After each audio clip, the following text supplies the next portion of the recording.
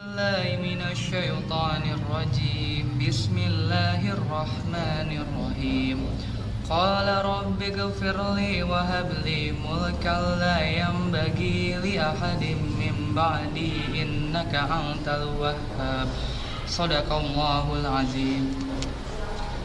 Dia Nabi Sulaiman alaihissalam berkata, "Ya Tuhanku, ampunilah aku dan anugerahkanlah kepadaku kerajaan yang tidak dimiliki oleh siapapun setelahku.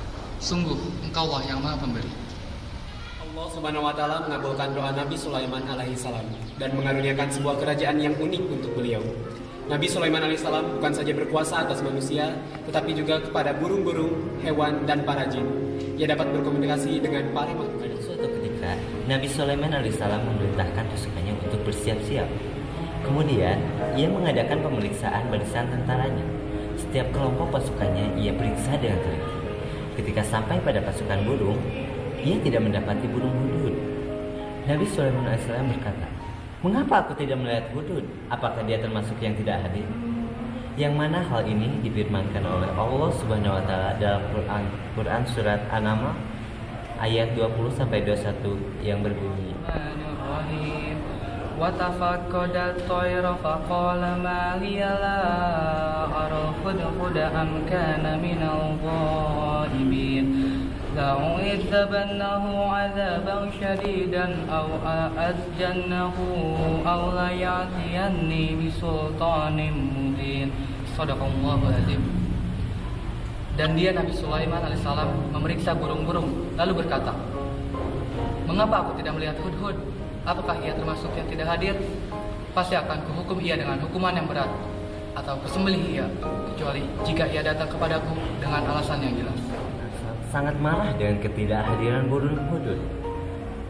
"Sungguh, aku benar-benar akan mengajabnya dengan ajab yang keras, atau benar-benar menyembelihnya, kecuali jika benar-benar dia datang kepadaku dengan alasan yang jelas," kata Nabi Sulaiman alaihissalam. Tidak lama kemudian, burung hudhud datang.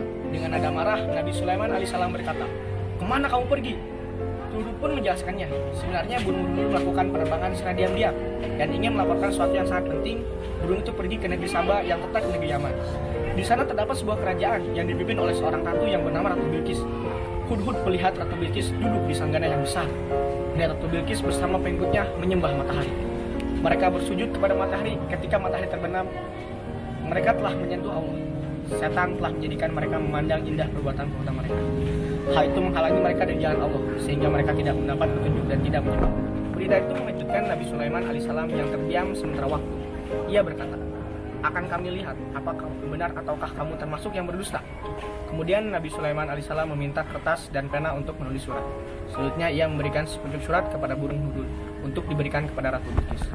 "Pergilah dengan membawa surat ini, lalu jatuhkan kepada mereka, kemudian berpalinglah dari mereka. Lalu perhatikanlah apa yang mereka bicarakan." Burung hudhud pun terbang ke negeri. Demikianlah Nabi Sulaiman alaihissalam menggunakan pasukannya untuk berdakwah. Salah satu contohnya seperti tadi, di mana burung hudhud adalah salah satu hewan pasukan Nabi Sulaiman alaihissalam yang selalu taat pada perintah Nabi Sulaiman alaihissalam untuk menyebarkan agama Allah Subhanahu wa taala.